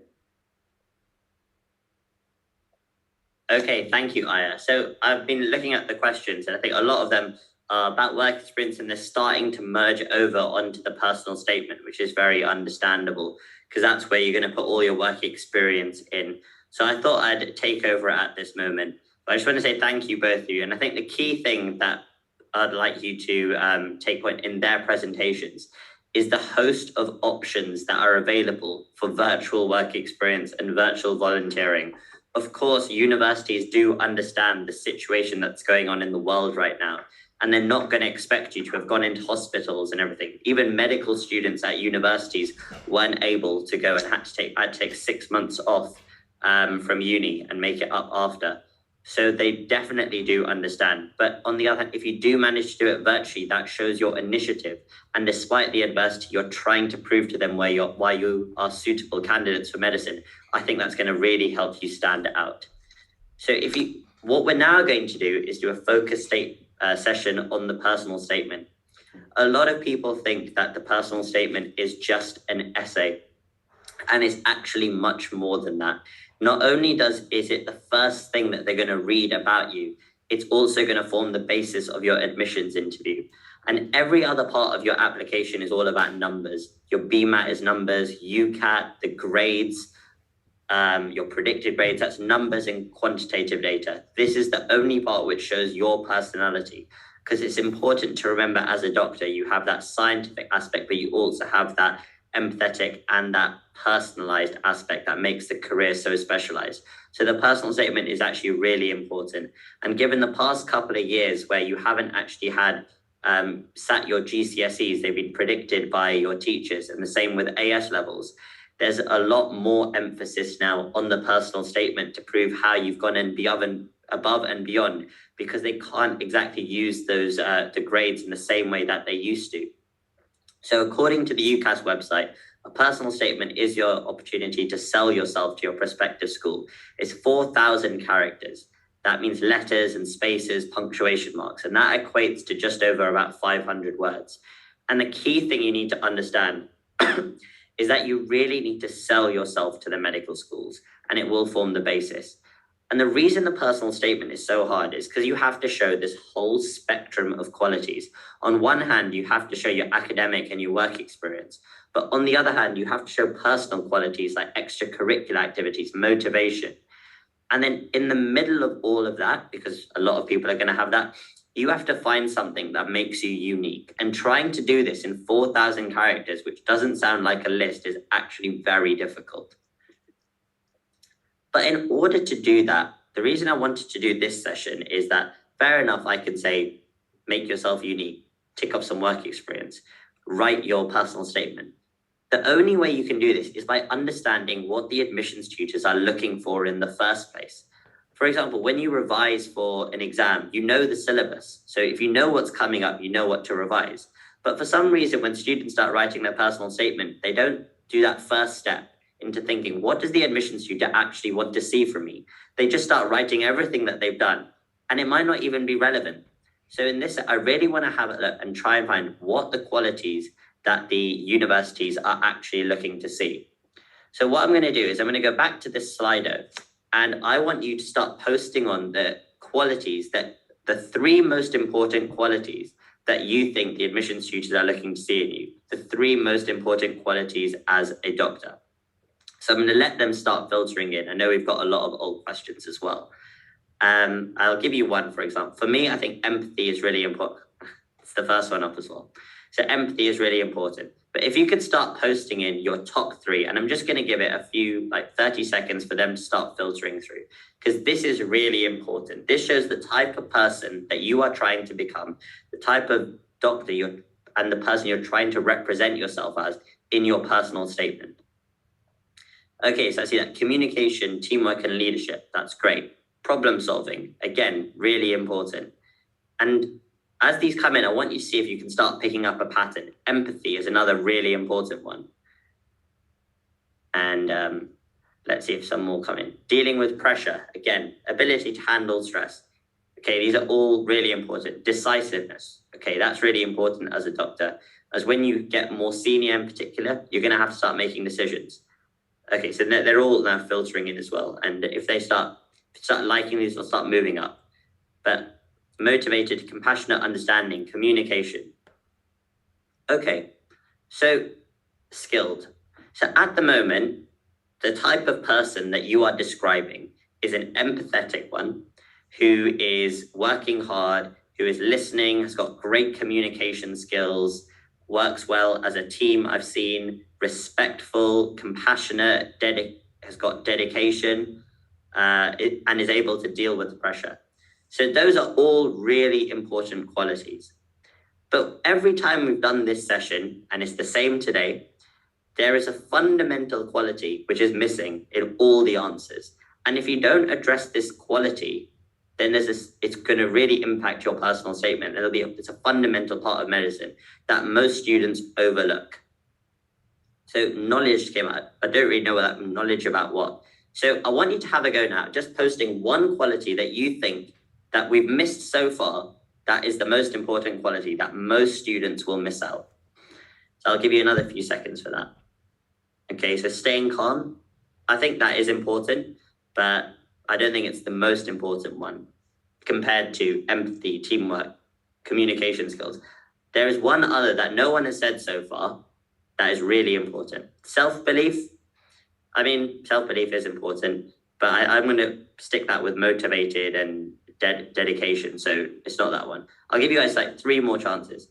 Passionate is like dedicated. Patient, you do have to be patient, although you'll be surprised at the number of impatient doctors I see now. Okay, so we got one, which is intelligence, being kind. I mean, I'm going to take that as a fundamental. All right, I've seen maybe one, so I'm going to pause this now and go back. Okay, that last one I saw, I think someone finally got it. One of the most important qualities that it was very rarely said, I think only one person said it, is your academic potential. A lot of people focused on these, and these are absolutely crucial. You have to show empathy, you have to show your motivation, your communication skills, honesty and integrity. You know, you can deal under pressure, teamwork. These are really important, and I want you to treat this like a checklist. Don't worry, we'll also have this available on Ellie will post the link. For our personal statement course, it goes through in detail each aspect of the personal statement and writing it in paragraph by paragraph. I'll cover that more towards the end, but it's got this table in. So there's one free lesson, which is this one, and it's got this table in. And whether you buy the course or not, I want you to use this table almost as a checklist.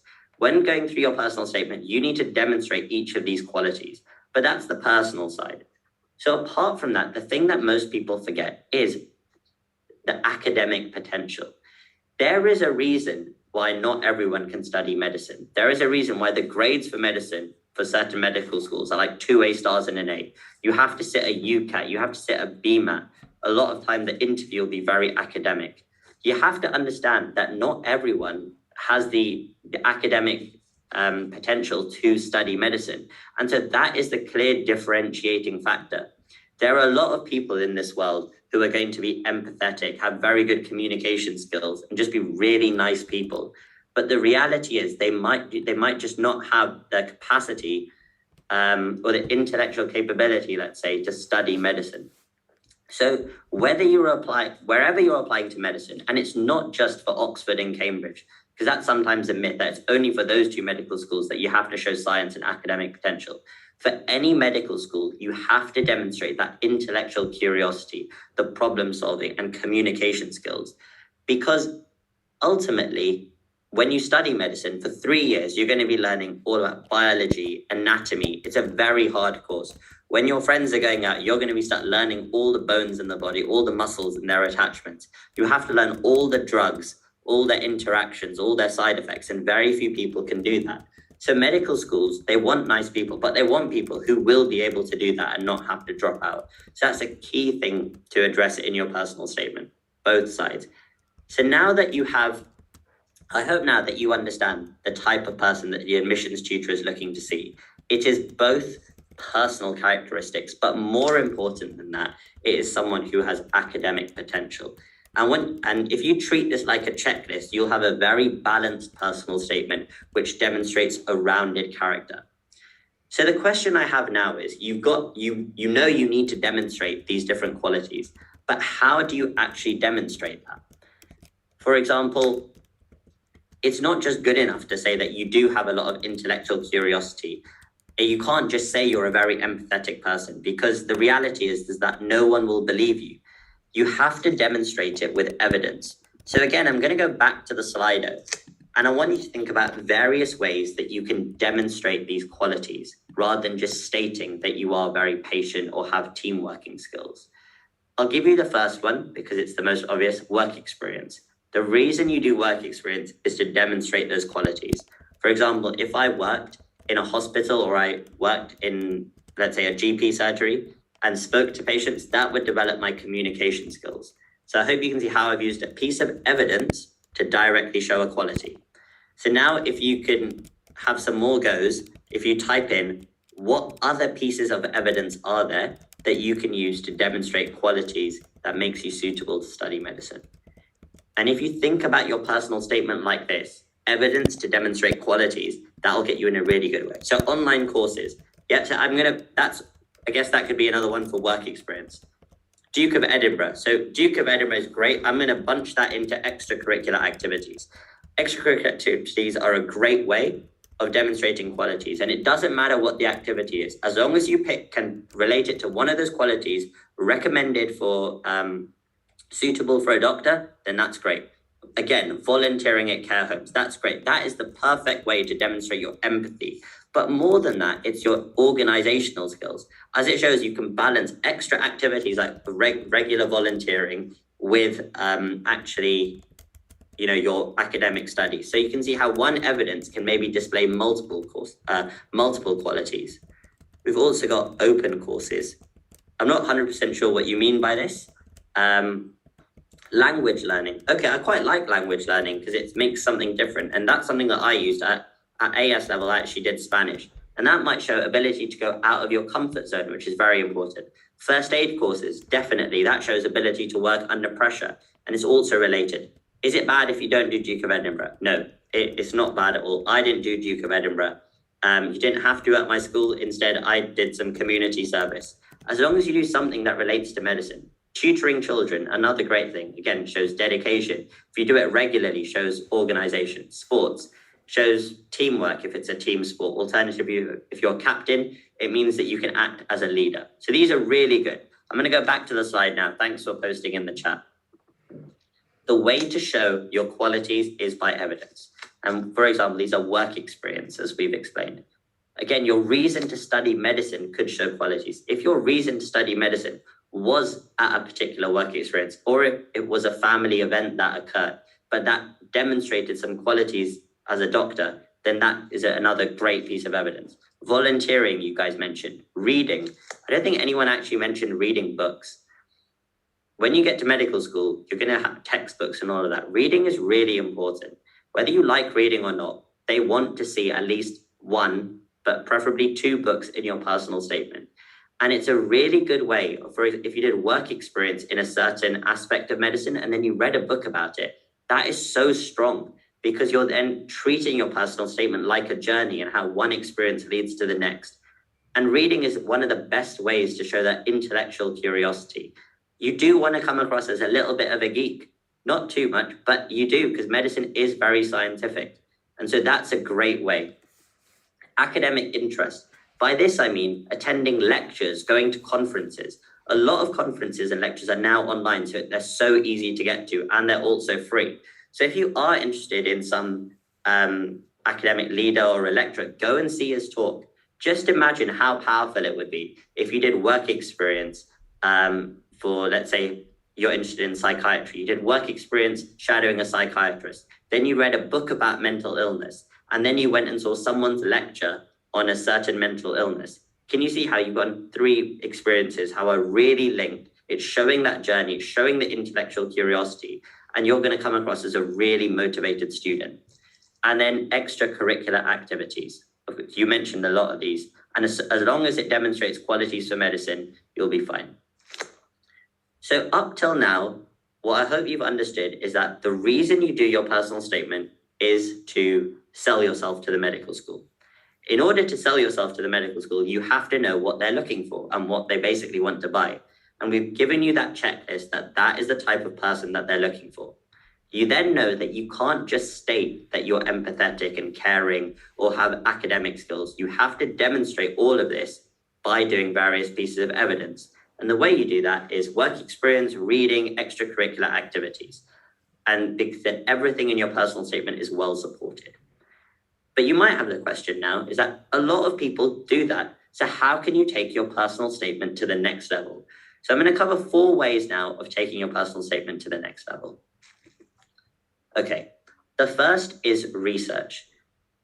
Research is actually so important for medicine because every single medicine that you use, whether it's paracetamol or whether it's the new cancer drug or the vaccines for COVID, has been made through research.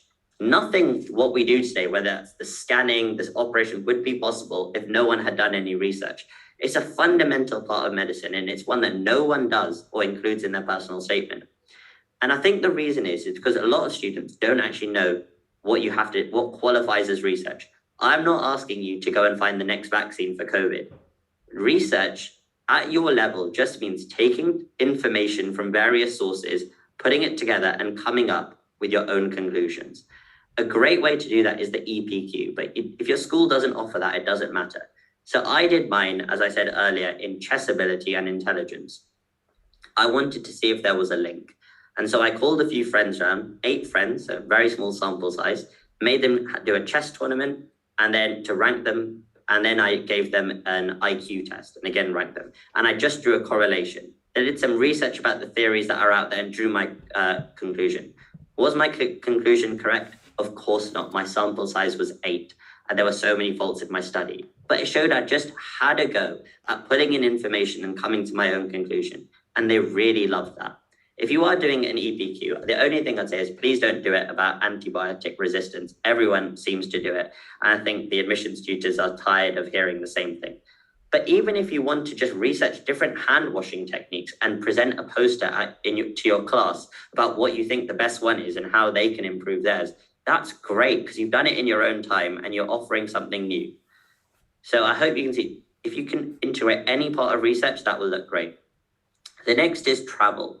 Now that's obviously very difficult at the moment, but things are opening up. If you maybe done some travel in the past, or if you have family in other countries, then if you do travel and work there, that then allows you to do is compare the healthcare systems between that country and our country. And that sort of leads on to the next point. It will give you great knowledge and appreciation for the NHS. You'll be able to understand the pros, the cons, and how the NHS actually works. So I was lucky enough a long time, like 7 years now, to go to India and work in hospitals there. And it just made me appreciate the value that the NHS has of being free at the point of care. Because in India, it is a privatized healthcare system. And to see people being rejected because they don't have money, that was heartbreaking. And I saw the difference. But on the other hand, there were some positives. If you did have the money, you could get an appointment with a cardiologist later that afternoon, instead of here having to wait months. So can you see the pros and cons? Again, third is knowledge of the NHS. When I was applying, I did some work experience for a healthcare, how do I explain it? Virgin Care, a healthcare provider agency, let's say. So that taught me about the structure of the NHS. The NHS isn't one big organization.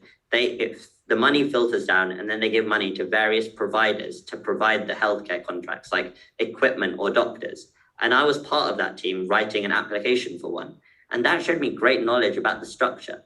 If you were buying a house, let's say, you would definitely do research into the price of the house, how long, how big is it, the square footage, all of that. So, and if you were applying for a job, you would definitely look at what's the salary going to be, when can I get promoted, the commute, all of that. But when people are applying to medicine, they do absolutely no research about the NHS.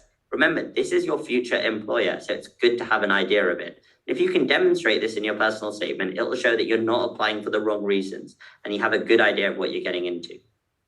The last point is linking together your work experience, reading, and academics.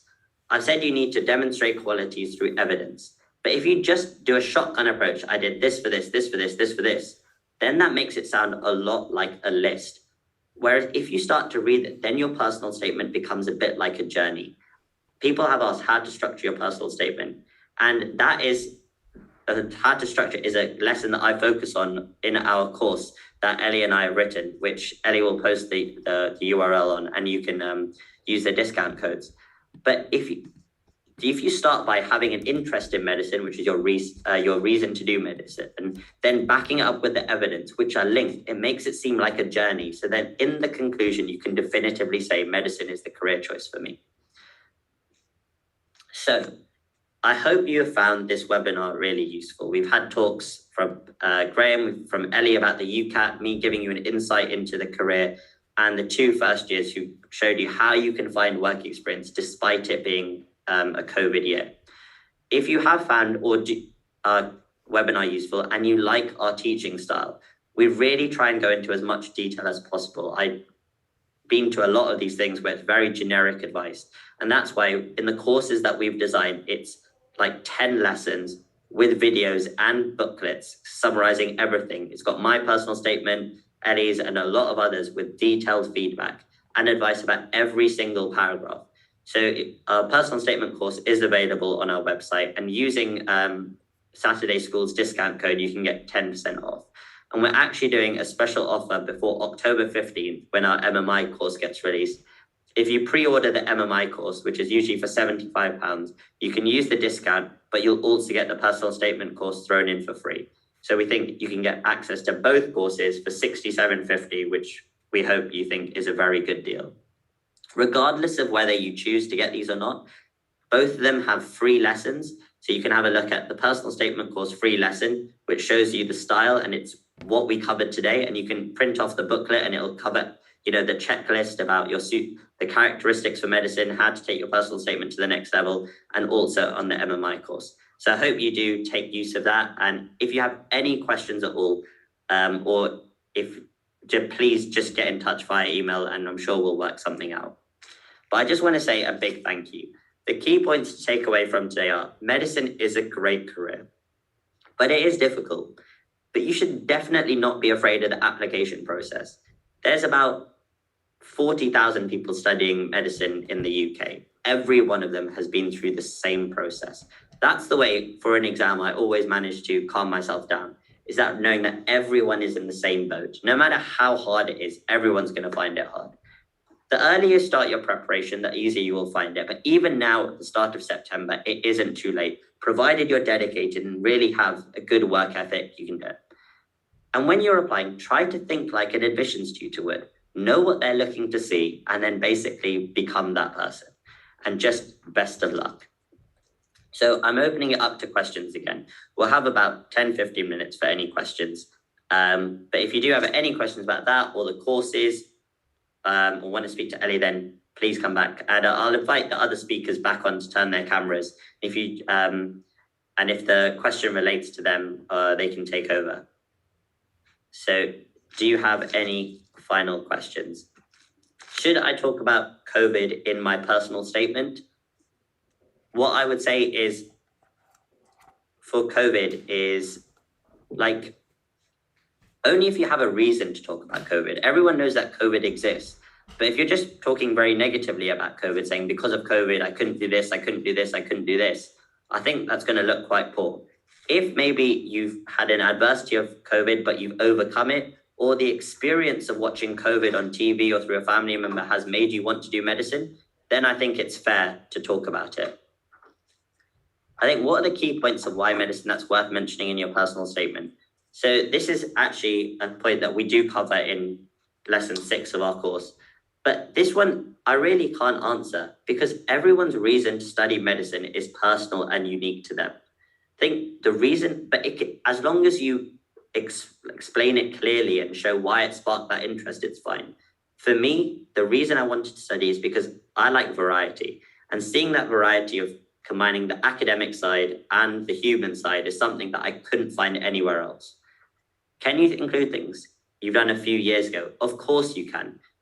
Your personal statement is anything you've done up till now, whether you did it aged 11 or last week, definitely include it.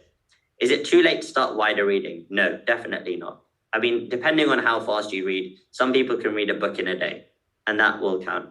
How do you find or decide a book? So again, for your personal statement, you don't want to read a book like Harry Potter. You want to read a book that is related to an aspect of science. And lesson 4 of our course, I've written a list of the books that I would recommend you reading, and also a little abstract about them so you can decide if it's for you. But what I would recommend is reading a book that's probably related to your work experience so you can link the two. But please, one thing, don't start reading textbooks. People know that no one in their right mind would just read a textbook for fun. They know that you're just doing that to tick a box. So that won't look very good. How do you add things like safeguarding into your personal statement naturally? I think I'm not 100% sure what the question's asking here. Is that a piece of work experience? If you're talking about safeguarding that you've seen, then you can talk about how the doctor dealt with that situation and what qualities you saw. Should I include the reason why I'm taking a gap year in my personal statement? I don't think you need to. Taking a gap year is very personal. If during your gap year, however, you've traveled the world, you've learned a new skill, you've done some work experience, talk about all those. But if you just wanted a year off to relax, you have to think, is it really relevant? Go back to what is the admissions tutor trying to see? If it's not showing any qualities and it's just random frivolous information, don't do that. When do you do the MMIs?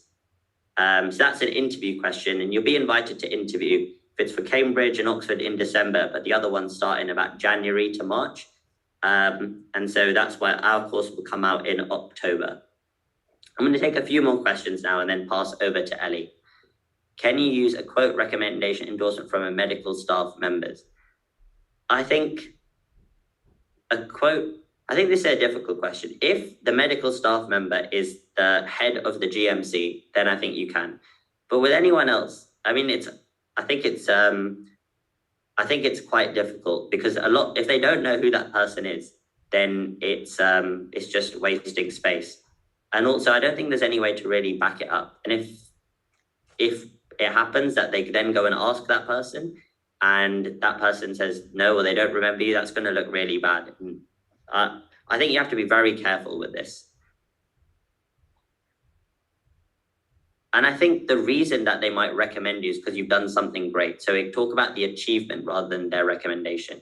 How can I include scientific knowledge and passion into my personal statement? I think we've discussed this, that scientific knowledge is a lot of things, reading books, looking at lectures. And if you do that by linking it with your others, that shows that you're passionate about the science.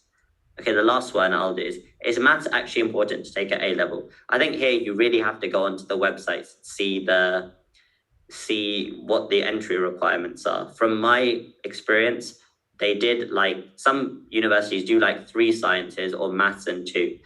But I think the minimum now is at least biology and chemistry. So you don't have to take maths, but most people do. But if you don't enjoy maths or you're not very good at maths, then don't do it and don't apply to universities if maths is important. Should I avoid cliches? Yes, I think that's rule 1 of the personal statement. We cover that in our course. They'll give you a list of cliches that we don't want to hear. So thank you for that. I'm now going to pass over to Ellie. Hi guys again. I'm just back to answer any more questions that came up about the UCAT or any Scottish questions that you had. I saw there's a few questions. One of them was if this would be uploaded, and yes, it will. It'll be available on our YouTube, so we'll make sure in the email we send after this that we include the link for that. And then let's just answer a few more of these questions and keep them coming in. I'll try and get through them. Is maths actually important to take at A level? So I would say so. I think maths gives you a good advantage when you're at university, and it is very important for the medical career, but is it required? No, universities do accept your application without maths at A level. I'm applying for uni in Scotland with advanced hires, requirements of 3 Bs. Is this a cutoff or will I be disadvantaged? So it is a cutoff in the sense that that is what you need to do to achieve. You get your offer after you've had your interview, etc. So, and then your exam results come later. So it's not you won't be disadvantaged if you get ABB when your cutoff is BBB. You'll still be into university. Is the University of Glasgow hard to get accepted into? So University of Glasgow was actually my second choice, and I thought it was a great university. It is hard to get into. There are only 5, I think, medical schools in Scotland, so they're quite competitive in that respect. And the University of Glasgow, being in a big city, is also competitive. However, it does a very different type of course. It focuses on problem solving and early patient contact. So if you know about those sorts of things and you've decided that that suits you, then that's a strength that you can demonstrate at interview, that you've done your research into the course, and it's a course that you think would suit you and make you into a good doctor. Are maths, chemistry and biology good advanced hires? Yeah. So I did chemistry at advanced hire. I took chemistry, biology, maths and statistics. So I did 4, but most of my friends who got into medicine did 3. And yeah, those are the advanced hires that I did, and that worked out for me. What university did you apply to? Any UCAT? London unis look heavily at UCAT. So I applied to all UCAT universities apart from Cambridge. And I think that's one of the things when you choose your universities, to have a breadth of the admission styles that they use. because that just maximizes your chance if you've done poorly in the UCAT, or if you don't do well in your BMAT, you just have options that are still going to be available to you. What universities I applied to? I applied to Aberdeen, St Andrews, Glasgow, and Cambridge. London universities, I think it's Imperial and UCL use the BMAT, so they will not look at the UCAT. All of the other universities in Glasgow who do medicine will do the UCAT, so stuff like King's and George's. I think answered all those. Would it be a good idea to do a crash hire in physiology? That wasn't even an option at my school. I mean, personally, I think your core subjects are the most important. And if it's about doing well in those subjects, so if you want to do an extra advanced hire or an extra hire, you have to know that that isn't going to hinder your ability to do well in your other subjects. So only take on that sort of commitment if you're confident that you are able to do it, because at the end of the day, getting a few A's is more important than having 4 or 5 subjects, but lowering your overall grades for all of your subjects. GCSE matter for medicine careers? No. Well, they matter in your first application to university slightly. However, your hires and your advanced hires will always be shown more preference than how you've done in your GCSEs. And then beyond that first application, your GCSEs, they're off my CV now. Since Cambridge, I think I already covered that one, the applying for university requirements. In light of COVID, I'm sorry, I do not know the resit policy. I think that might be something that you need to check on the website for in terms of resitting for COVID. Physics and chemistry as sciences, that's fine. Biology is not actually a core requirement, because also the biology that you learn at school is quite different to what you do at school. What you do at uni. So it's actually not a fundamental requirement. And indeed, like physics and chemistry give you a good scientific structure and approach that is actually, I would argue, sometimes more helpful than the sort of biology that you get taught at school. The MMI is after, so the MMI is what you're invited to. You're invited to an interview if you've been successful in your initial application with personal statement and grades, predicted grades, and the UCAT. So then in that first round of filtering, they'll decide who that they want to interview, and then you'll be invited for an interview. And then at your interview, you'll be, an MMI format is when there are multiple stations. And then they might talk about the personal statement in one station, or they might talk about have an ethics-based scenario or a science-based scenario. And that's the structure of those sort of interviews. Again, our interview course, check that out if you would like to find out. My UCAT score was 800. Okay, I'm going to pass back to Ankit for a few more questions, but I think we're running down to the last few that we'll be answering. I want to say thank you from me, but Ankit will answer a few more and then do the send-off. But again, thank you all for coming. Cool, thank you, Ellie. And can we also, I'd like to invite Graham back onto if he's still here, to maybe answer any questions if you have about Saturday school. But I just want to say thank you. We're really excited about our partnership. And yes, Ellie will post the thing and we'll send out an email with all the information after. A lot of people do ask, if you are in year 12, if you're applying next year, does the personal statement course or do the courses still applicable? I'd say for the MMI course, it's too soon because you want to do that in the application year. But for the personal statement, if you want to start early, then it definitely does, definitely is applicable. And a lot of people in year 12 have bought it and are really happy. And then you get access for a whole year. So you'll have it till October 2022. And we can give you extended access, but just send an email in if you have any other questions. I'll answer just a couple more. Can you talk about watching live webinars in the personal statement? Let's get that iPad. Yes, you can. It depends again what they're on. The webinar is something like this, so You can use this to say that you've had the chance to speak to junior doctors to get an insight into the career. I think that would work really well. So yeah, I would talk about online webinars. Since Cambridge only accept the BMAT, the last BMAT, would you recommend not applying to other? So this is something, again, I cover, this is in lesson applying to medicine and how to maximize your chances.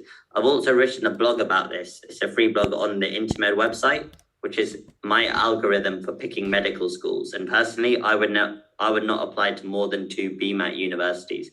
Even someone who I did quite well in the UCAT, got high grades, I didn't back myself to do, because you just don't know. And if you do, you're doing the BMAT after your application date. And if you do badly, then you're basically writing off those universities. So I wouldn't do more than 2. But I'm going to pass over to Graham to talk a little bit more about Saturday school or answer any of the other Scottish ones. We've had some questions about hires and stuff. I think you're better placed to answer that. Thanks, Ankit. Yeah, and a brilliant presentation from everybody. I did notice that there was some questions related to the Scottish qualifications.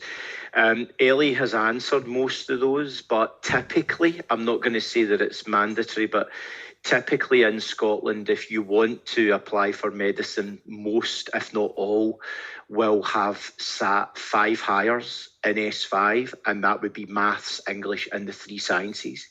I often get asked about whether it's higher biology or higher human biology. It doesn't matter. And again, what Ellie said is that level of biology that you do there, I'm not dismissing it, but that level of biology is not really, it's a springboard if nothing else, but then when you go to university, you're doing a whole new world of science. So yes, 5 hires. Ideally, a lot of the universities are looking for band 1 in your first sitting as well. I don't really think there was anything more in terms of Saturday school based questions or Scottish qualifications. So I think probably if anyone has any follow-up questions to me, I won't take any more time from this webinar, but go to the Saturday School website, SaturdaySchoolScotland.com, and contact me then, and myself or the other teachers can answer your specific questions at that point. Okay, thank you very much, Graham. And I just want to say to everyone, thank you very much. I think the first thing, you really have to give yourself a pat on the back. It's early on a Saturday morning. For many, school might not even started yet. So the first point that you've done is you're already ahead of the game by waking up early, making that effort to try and get as much information as possible. And it's all about now just channeling that attitude into your application for medical school. Whether you're applying this October or for next year, I hope you picked up some useful advice from this. And I'd really would stress, if you need any more help, get in touch via our Instagram account or email. Remember, if you want the attendance, then I said either email us in or follow and like our most recent webinar Instagram post. I will say there's so many opportunities for people applying to medicine, whether it's virtual work experience, actual work experience, reading. The key is to just keep an open mind and try and get experience from anywhere. Courses are competitive to get into. I mean, the application ratios are like 4-1. So you do have to make yourself stand out. And the way you do that is to be as prepared as you can be. And you can get help from students who've been in the same position as you. The whole point of being a doctor is to teach the next generation. And I hope you've picked up something useful from today. We'll be summarizing all of our information with an email that will go out to you guys. But thank you very much. We'll now be turning off. Have a lovely weekend and best of luck in your application to medical school. And who knows, I'll be seeing you on the wards in the next few years. Thanks very much.